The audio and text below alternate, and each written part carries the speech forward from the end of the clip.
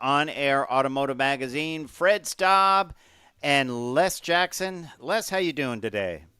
Excellent, excellent, Fred. It's a nice, crisp fall day, Yeah, absolutely. and I would say so. And we've got a lot to talk about, don't we? You've got a story we about GM cutting their cost of electric vehicles.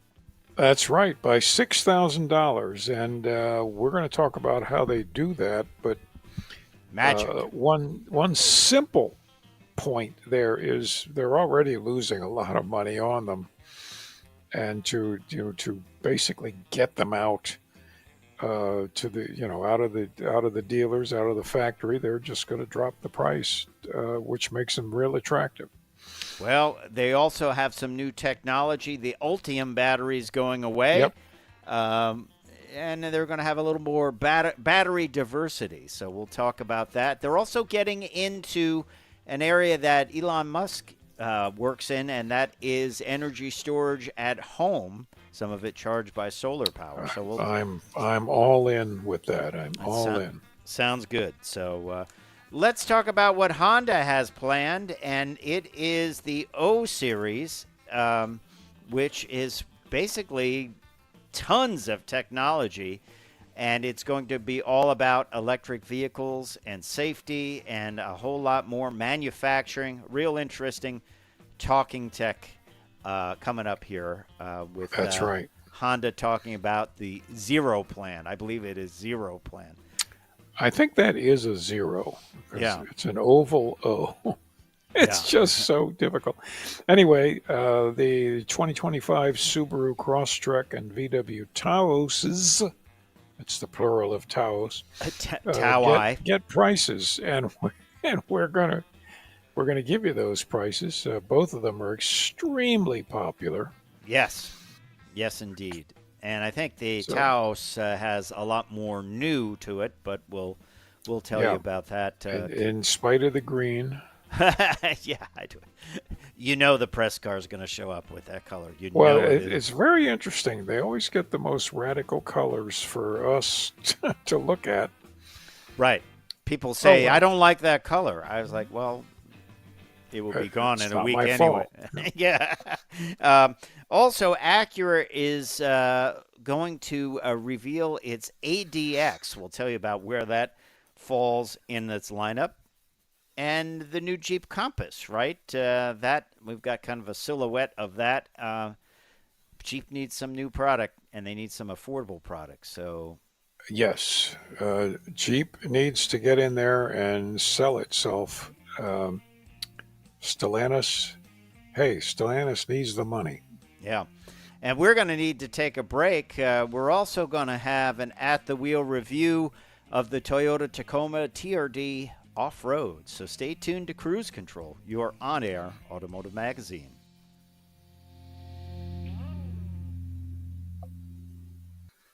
All right. Well, that is what we're coming up with. And a couple of interesting stories to talk about.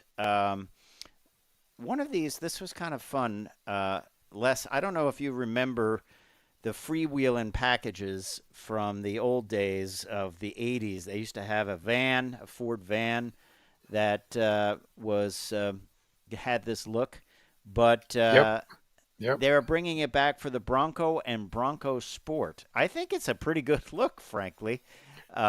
It's retro, but what do you think? Well, I agree that it is retro, but I don't think the buyers today, most of the buyers being, of Broncos being kind of late 30s, 40s, will remember the freewheeling days of the 80s when these first came out. It's a neat look. Again, it's fun. Yeah, it was originally available in the late 70s, early 80s. The freewheeling package was on the F100, F150, the Bronco, the Econoline van, and it added graphics with red, orange, and yellow gradients, painted steelies and black finishes on the grille, mirrors, and bumpers. Inside the vehicle featured red and orange pinstriping on the dash. It would be cool to have an old van with that look. I think it would be kind of neat. And you got to have some deep dish um, aluminum wheels. That would set off the look, wouldn't it? 15-inch Absolutely. wheels. Got to be 15-inch, the big ones. Yeah, that's right. That Yeah. we used to think of them as big wheels. Yeah, that was, I remember I put 17-inch wheels on. That was really Oh big. Those are man. big hoops. But it looks great on both the Bronco and the Bronco Sport, which people constantly confuse for the full-size Bronco. They still do that. I guess it Yeah. looks uh, so similar. I don't know. But there you go. What do you think about the freewheeling package? I think it's good. We don't have any pricing on it yet or anything like that. I don't think. No, we don't. Yep. I think people will like it, and there's just a lot of that stuff happening, and we probably won't be able to get to it during the regular segments, but there's a big move on to save Harley Davidson. Yeah, well, they're saving the owner's house. Yeah. The guy Davidson, the guy Davidson's house where he Yeah, grew up Davidson himself. in Scotland. They want to save it because it's a nice little stone cottage and there's some development happening, and M5. they just want to save that. But here we go. We're coming back. All right, I'm coming in. Cruise Control. And welcome back to Cruise Control. Well, as we started, we're going to tell you how GM is planning to cut the price on EVs by $6,000, Mm-hmm. and how they're going to do that Yeah. without going bankrupt. Yes. But Well, it has to do with the batteries. yeah, Ultium was the battery brand that GM was promoting as sort of a one-stop fits all type of battery. They're moving away from that. They're even moving away from that branding, which is interesting because this has been a long, crazy, circuitous path for GM when it comes to electric vehicles. Obviously, they were talking for the longest time. We're going all in. We're going all electric. Everything's going to have an yep, Ultium battery supply. This is the future. And now they're like, yeah, but there'll be hybrids too and gas-powered vehicles. And, oh, yeah, we're going to move away from Ultium. And the Ultium battery. They're basically going with a cheaper battery right now. yeah. It's an But LFP battery, what they call right. It it. should be said though that nickel, cobalt, manganese, Ultium is a wonderful battery. Oh, yeah. It's just that it's expensive. And it will still Um, be used for larger trucks, EV trucks, and that need to tow and yep. need more capacity. But what they're switching to is a lithium ion phosphate battery. Now, one of the vehicles they're Right. switching to this is the Bolt, the return of the Bolt, which is coming back very soon. And they want something that is affordable, right? Exactly, and they're not. They're better for the environment too, because they're not using so much cobalt and nickel, which are difficult to mine and process and expensive and constrained and Mined by uh, 5-year-olds, right? yeah, In some yeah, places. yeah. Sadly, Yeah. As they say, unethical supply chains. That's a nice way of saying yes, that. less than ethical, humane supply lines. Well, this article in Inside EVs talked about it, and it's something you and I have been talking about this for a long time. The future is not one size fits all. The future is not Right. one battery and a platform that you can expand in and out. The future is multiple things. And I think they have to get the price down. And if they can get it down $6,000, I think that was just a miscalculation by the car companies. Well, yeah, they thought that people would line up to buy them, but that line suddenly went away Yeah, for well, everybody. Yeah, the early adopters were okay with it, but let's face it. right. When you look at studies where young people are not getting a driver's license because they think they'll never be able to afford a vehicle, right, at, let's say, entry-level vehicle, $30,000 roughly, and then you're a car company, you say, you know what, the average price is about 45,000. Tell you what, let's make electric vehicles that require you to charge and then infrastructure's that there. Let's make them at $85,000. I mean, it's not going to go well. There's only so many people that will buy that. And I think they found that out. And every time I see a Bolt, I think, yeah, that's what I tell people to buy if you want to just try an electric car. Yeah. So that's what the plan is at GM. They're switching over to this new type of battery for certain vehicles, which is good. And they can, I believe, build these easier in the U.S. And obviously you want to build it in the U.S. to get that advantageous 7,500 tax. Yeah. So credit. it's kind of a everybody makes out situation. Yeah, I would say so. It's about 75% cheaper to put that battery in it. That's So, pretty amazing. Yeah. Another thing they're getting into is something called GM Energy. It's expanding into the GM Energy Power Bank. This is much exactly like the Tesla Powerwall, which I think is a good idea. Basically, you have batteries in your garage or even outside. The solar power can charge them up, and then or you can charge them. Matter of fact, some of the cool things is it always checks the weather. If there's a chance that you're going to lose power, let's say you're down in Florida or something, hurricane's coming, it checks the weather and knows, like, you know what? It's charging on solar now, but I'm going to switch over to the mains to really charge it up because Yep. that is slick stuff. We'll tell you about GM's plans for this when we come back on Cruise Control, your on-air automotive magazine. Stay tuned. Fred Staab and Les Jackson. We're just getting started. Plenty more to go.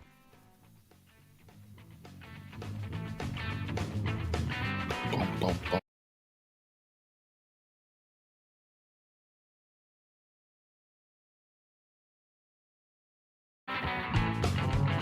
Cruise Control. Welcome back to Cruise Control. Fred Staab, Les Jackson. We are talking about all kinds of things at GM. We were telling you about their energy storage options for EV owners, where you have power banks charging during the day with solar, or it can charge from the mains if you have to. But you can charge your vehicle from that solar power that is trickling into these batteries. They combine two 17.7 kilowatt hour GM Energy power banks, and that alone, if they're fully charged, can power the average American home for up to 20 hours. Right. And if it's not air conditioning season, it'll actually run your home longer than that. Yeah, running just your fridge, and yeah, if it's not even heating, you got to heat water. You got to Right. run The your heater, fridge. the refrigerator, and try not to run your electric dryer. No, don't run your electric dryer. Yeah, air dry your clothes. But interesting stuff. I like it. I like these power systems. I think it's terrific. It's Yeah. it's just great. Yeah. So But it costs money. well, it costs money, and of course, you got to have it wired into your house. Yeah, I think there's a lot of future for electricians wiring some heavy circuits into your house and solar and all that. I think there's a lot of money to be made there. That's the trade I would go into if I was switching. It's a great industry to go into. I believe because again, you'll one day you'll see practically every home in the country with solar panels on the roofs. Yeah, exactly. So let's talk a little bit about Honda and its Model Zero technology, Les. I would call this our at the wheel, not the at the wheel review. I would call this our talking tech moment here, because there's a lot going on with Honda, and they have introduced the next generation of technologies And they have 5 core values here: artistic design that resonates with people, active lifestyle. No, no. I, you said it first. You said Automated driving, advanced driver assistance systems, right.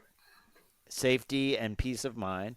New value of EV as a space for people made possible by the Internet of Things and connected technologies. Okay. I like this one. The joy of driving with the feeling of oneness with the vehicle. That is what I like about driving. You feel like you're operating a Right. machine in harmony with the machine, right? Exactly. Yeah. It's like, yeah. Those of us who know an awful lot about the actual vehicles and the correct driving, it's like riding a horse. You're feeling what the what is propelling you. You feel its mood. You feel its Yeah. operation. Yeah, absolutely. It's not Absolutely. just sitting in a couch. Yeah, and I think a lot of people have felt that with electric vehicles that goes away. It's a vacuum cleaner, you know. Well, it's a heck of a nice vacuum cleaner.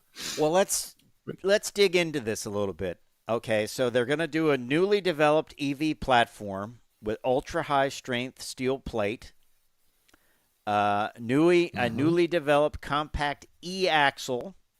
The original Honda low floor technology will keep a low center of gravity and low inertia by placing heavy components low Right. in the center of the vehicle. The compact e-axle is a motor and inverter built into one and will be utilized in EVs to realize a compact and highly efficient axle. It's downsized by approximately 40%, which makes it possible to achieve a horizontal layout package where the inverter is placed side by side with the motor. Good, pretty cool, right? That is very cool. A battery pack that is approximately 6% thinner, and the adoption of mega casting, and here's a new one. I never heard of this. Oh, I'm familiar with this. 3D friction stir welding, or FSW. Right. What is that?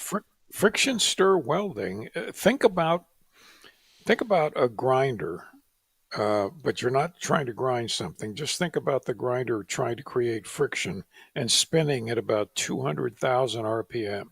Okay. Imagine the heat that creates. Yes. That's friction welding. There's no welder there. It's using tremendous friction to create the weld, to melt the material. Wow. That is cool. It is cool. I want one. I think Harbor Freight has those. They I'll have it go on check. the parking lot sale for $179. Yeah, okay. I'll look for it. Okay. Active aero systems. We're familiar with these that automatically activate the aero deflector according to vehicle speed and other factors. It's installed under the floor to reduce air resistance for all vehicle body types, including high vehicles such as SUVs. Yep. That's pretty cool. A new body rigidity management system, which will include basically the vehicle will become lightweight, and a new steering stability index will be adopted. And even some of the structure will contribute to load handling during cornering, okay? And a simplified body structure also contributes to overall vehicle weight reduction of approximately 220 pounds. So that's like having one less passenger. Yeah, that's right. It's kind of the way Lotus does it. Yes. Or McLaren, yeah. Well, it's drag racing 101. You want to go faster? There you go. Take Lighten off it up. that heavy front bumper and Yep. put some fiberglass doors on it. Yeah. So and then advancement of intelligent power unit case production technologies using mega casting, High pressure, high precision casting machine will be adopted to the IPU battery case. Wow. Okay. And then they want to keep focusing on automated driving and advanced driver assistance systems. This is Honda Right. Plan Of course. Zero. Yeah. And the joy of driving.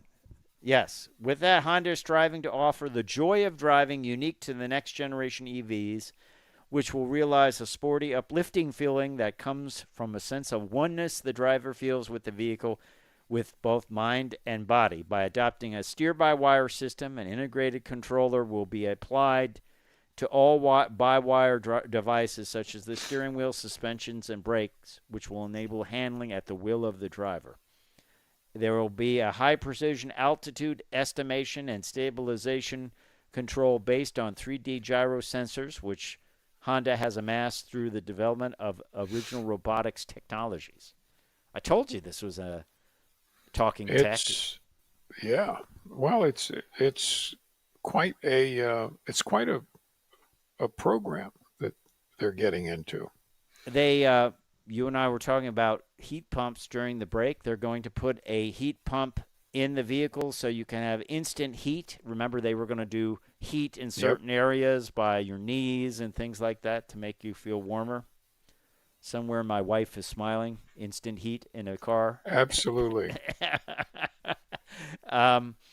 So just I found that, though, the takeaway for me was the joy of driving. Someone celebrates there is a joy of driving for people that listen to this show. You and I both understand it. And if you're a car person, you will understand that. There is exactly fun. I still love it. And I love talking about cars. So we're going to continue to do that on Cruise Control, your on-air automotive magazine. I'm Fred Staab. He is Les Jackson. We will be right back. Plenty more coming up. So stay tuned. We're not going anywhere.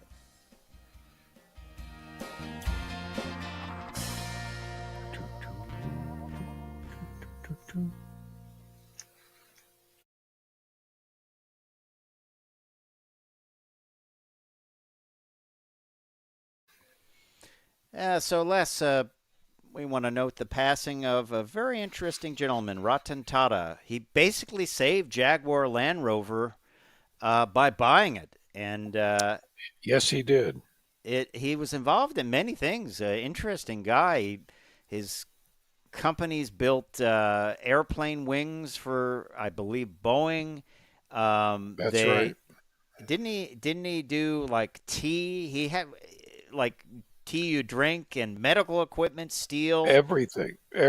He was a real super industrialist, a philanthropist, a nice guy, according to the people who knew him. Very interesting. Boy, it would have been interesting to have a cup of tea with him, you know. I remember he also did the micro car, right? The Nano for right, 2500. The Nano. Yeah. Which never was sold here. I wish I had driven one. Anyway. All right. Well, we're coming back in. Cruise Control. Hey, welcome back to Cruise Control. Fred and I are going to get to some prices now. And they're for very popular vehicles. The Subaru Crosstrek is the first one. Yep. And I will say I like the Crosstrek. It was one of when I was this spring when I was narrowing down what I was going to buy as a new vehicle for the first time in many years. Crosstrek was one of them. Yeah. It didn't reach the final cut, but that's because of distaff pressure. I don't want an SUV. It's a very capable model. It's got a lot of different models on it. You can get everything from the nice base ride all the way up to like the Wilderness if you want something that tows more and rides higher. Yep. And they haven't done a lot to it this year because it's pretty recent. It's going to get a mid-cycle enhancement in 2026. which sounds far away, but it's not. We're talking the 2025 No, model. Once again, this vehicle proves less. You don't have to spend $45,000. This one's $25,695 yes. to start. This is important. You don't need to spend big bucks to get a fully capable, fun to drive, All-wheel drive. everyday vehicle. All-wheel drive, incredibly, capable vehicle. So it starts with the base at $25,695, and then you move up to the premium, which I believe is the one that they sell the most of. And for 2025, it gets the 2.5 liter 182 horsepower boxer engine. If there's any knock on Subaru, it was that it didn't have a lot of power. They've upped it with this 2.5 182 boxer engine, and that's great. But also standard is the X mode system, which includes selectable snow, dirt, deep snow, and mud settings to optimize all-wheel drive performance. So that model, which is very, very well equipped, is $26,945. You do have to add on for blind spot protection and rear cross traffic alert. It also brings in emergency steering and a lot of nice things like heated front seats, windshield, and exterior mirrors, and a 10-way power driver seat, and a moonroof, which I never really need, but they throw it in. We don't. I opened my moonroof like 4 times, I believe, since I had. But but heated seats, you bet. $2,245 on top of it with all that safety stuff, and the nice conveniences. That's nice. They will not. This is a weird thing. When you buy one of these in Canada, you can get a heated steering wheel in that package. They don't include it in the U.S., and nobody knows why. We don't understand it. But there are less expensive vehicles that have heated steering wheels, and a heated steering wheel is nice. I use it on long trips so my hands don't get stiff. Does your new car have a heated steering wheel? It does not. That was in the next option pack up, or the next trim level up. It wasn't available for mine. But I don't use the steering wheel anyway. You steer with your knees. I just let it. No, I mean I'm always driving in the 8 o'clock, 4 o'clock position. Okay, all right. Shuttle steer, and always with my hands on the wheel. Next up, Subaru Crosstrek Sport, $29,495. Not bad. That's very well equipped. The Limited, which brings in things like the leather seats and that, $31,395. And the Wilderness, which has more ground clearance. It also has a lot of tow capability. Normally, these things tow 1,500 pounds. But the Wilderness, because they've done some additional cooling to the transmission, has 3,500 pound capacity, which is a nice upgrade if you're looking to tow. That's pretty nice, yeah. Even that is $32,495, very well equipped. So it's a deal, isn't it? It is, and also a deal is the Volkswagen Taos. Absolutely. Certainly a competitor of the Crosstrek. Yep.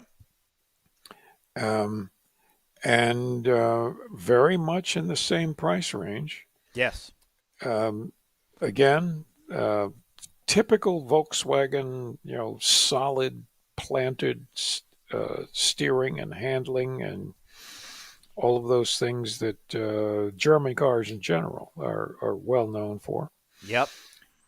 And the again, familiar entry level, $24,995. That's the Taos S.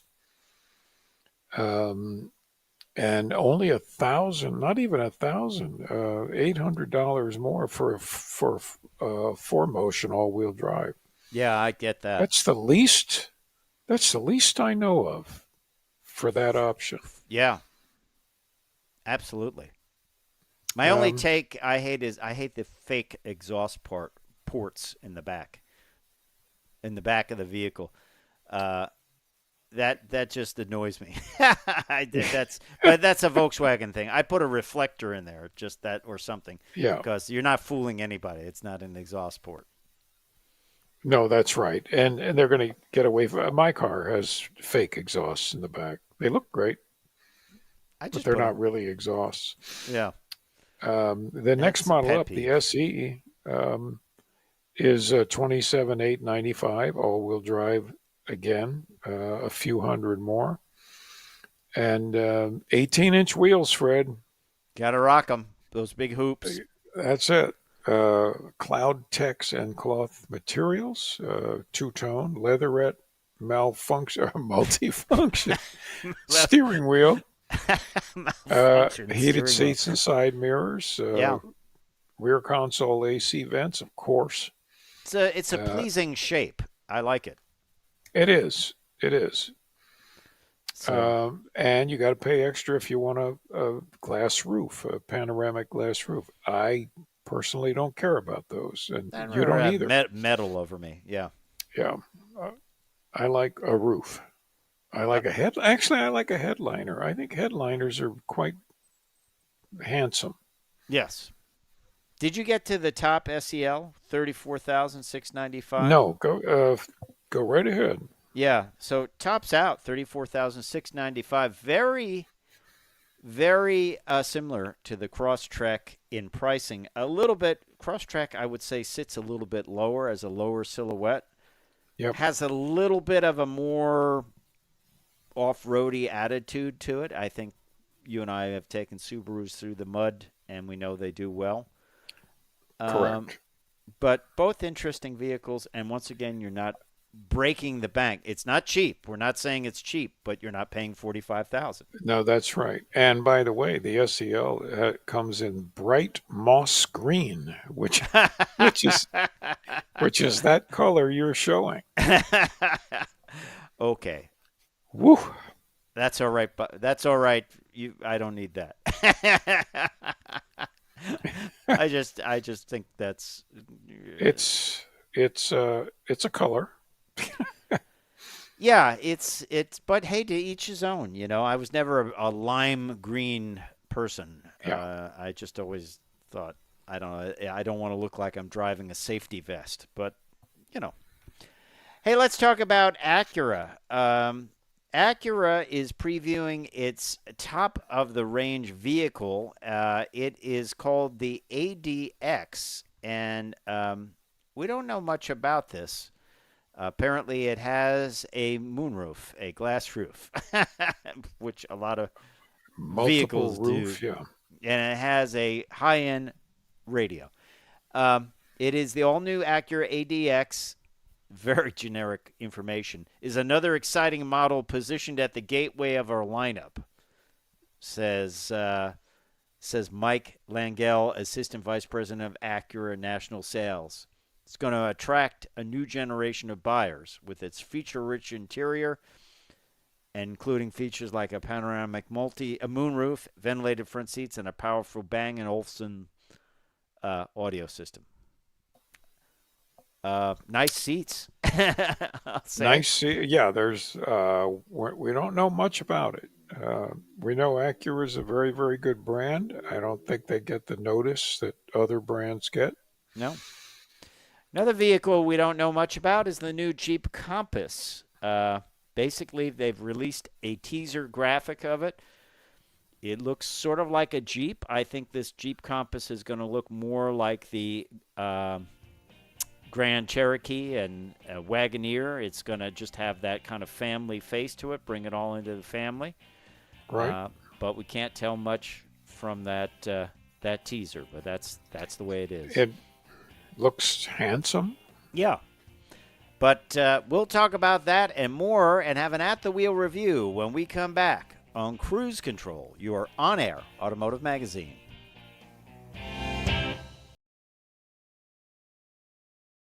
Cruise Control. And welcome back to Cruise Control, your on-air automotive magazine. Fred Staab and Les Jackson, we're glad you are here. At the wheel time. Let's check out the Toyota Tacoma TRD Offroad. All new for 2024. Standard iForce 2.4 liter turbo engine, 278 horsepower, 370 pound-feet of torque, and all the goodies. Unique suspension for each grade of these vehicles. We'll get into that in a minute. 14-inch touchscreen, and those great TRD wheels, which really set it off. It's a great little pickup truck. Of course, it's 4-door. It's got a 5-foot bed. We'll talk about that bed in a little bit. And, of course, it has a decal that says off-road, so you can take it off-road. But truly, it does have a lot of great features in this.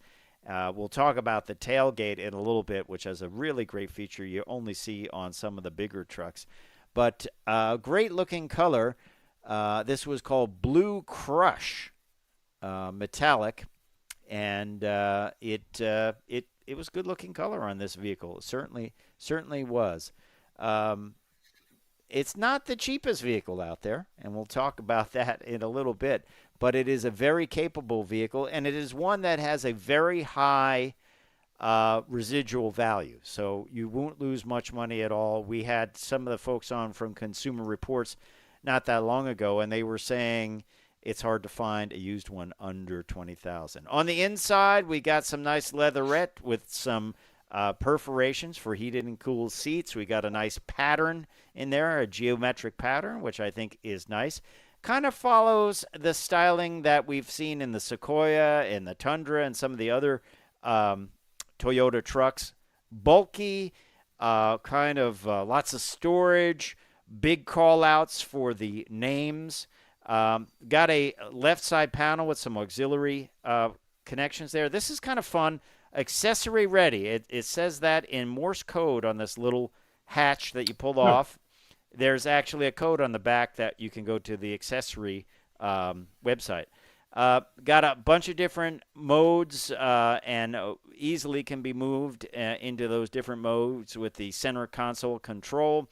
Big touchscreen, Android and Apple CarPlay are there. Wireless worked real well. Just a great pleasure to use. Controls, rotary controls. I didn't like the little screw look molded in there, but I did like the rubberized grips. I like the 360-degree view, which I think would be great off-roading, and I also think is just great in general. Outback, legroom a little tight, frankly, but headroom's good because it's a square, flat roof. Same upholstery, same treatment. On the back, the passengers get a couple of charging ports, and they do get inverter, AC inverter output, which is nice. If you got something stowed back there, maybe a cooler or something like that that takes AC power. Big call-outs on the doors for TRD. Pretty basic. You pull this lever, this strap, and then you can fold up the bottom of the seat, and then you kind of snap it back. Good storage under the rear seat, which is nice. Keep stuff out of the way. Keep it out of sight. Overall, as I said, very similar Toyota truck interior as to some of the other models you would see. Big call-outs for Tacoma on the dash, kind of chunky look, big knobs, and, there's that decal again. Check out this tailgate, Les. It is power down and power up. We had a bed mat. And then you notice that this bed is a lot deeper. That is one of the designs. I thought for a 5-foot bed, it looked like it could haul more. You also get an inverter output out back, too, which is nice. There's this storage here. I'm not sure. It could be for tie-down straps. That might be what goes there, but I'm not sure. But overall, nice, useful bed. It's 5 foot, but you can add a bed extender and if you go into that accessory area. I believe towing for this is 6,400 pounds, and that's not bad at all. Under the hood, a engine without an engine cover. It looks a little rugged, but hey, they saved a couple of bucks. And as I said, it's got some pretty decent horsepower to it. You can get a hybrid version of this. But that's not the one we tested, but you can get that. 2 rod positions for the hood. I'm not sure why that is, but just something interesting to pick up on. Blue Crush is the color, And I would say that is a really nice color, complements the looks of this vehicle well. So let's talk about it. It's not crash tested yet, but we have some other data on it. We have the fuel economy, which is not great, frankly. 19 city, 23 highway. So not great for an aggregate number of 21. But, hey, if you're going to be rolling these big wheels and you got a raised up truck, who knows? It might not. That you might have a hard time getting some great mileage out of this. Four-wheel drive on demand, part-time 4x4, two-speed electronically controlled transfer case, off-road tuned suspension with Bilstein shocks, coil spring multi-link rear suspension, and this did ride well, by the way. And then on the interior, fabric trimmed seats. We had the upgraded seats, which are Softex. We'll talk about that package in a minute. Actually, the TRD Offroad Premium Package for the 5-foot bed. That's $8,800, but here's what you get. You get the Softex trim seats with heated and ventilated, 8-way power adjustable front seats, leather, that's both sides, leather trimmed heated steering wheel, 14-inch multimedia display, multi-terrain monitor, premium audio with JBL Flex portable speaker, which may be what went in that little compartment in the back. Wisely, they don't put that in the press vehicle. Moonroof, pre-wired auxiliary switches, which is nice if you want to add lights or whatever. AC inverter, digital rear view mirror, towing technology package, including the integrated trailer controller, power open and close tailgate, and power horizontal rear window. That was all $8,800. You also pop for the stabilizer disconnect mechanism, which disconnects the front stabilizer bar for more articulation in the front suspension. That was $1,230. Bed mat, $200. Ball mount, $70. Mini tie down, $45. And tailgate insert gunmetal, $89. Okay, so before options, this was $42,900. After options and the processing and handling fee, which is $1,495, total price $54,829. $54,829. Question is, where is it built? It is built in Mexico.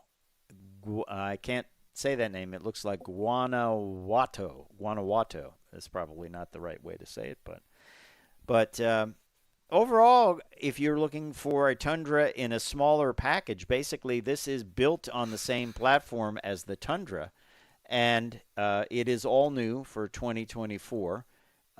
So you're looking for a tough truck without all the extra weight, maybe this is for you.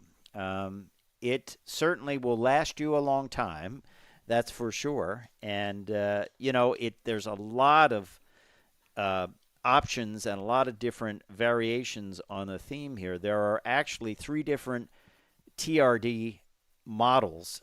This is the middle one. There's one that's even more involved, even more off-road capable, I'll say. It has the Fox shocks with the remote reservoirs and things like that.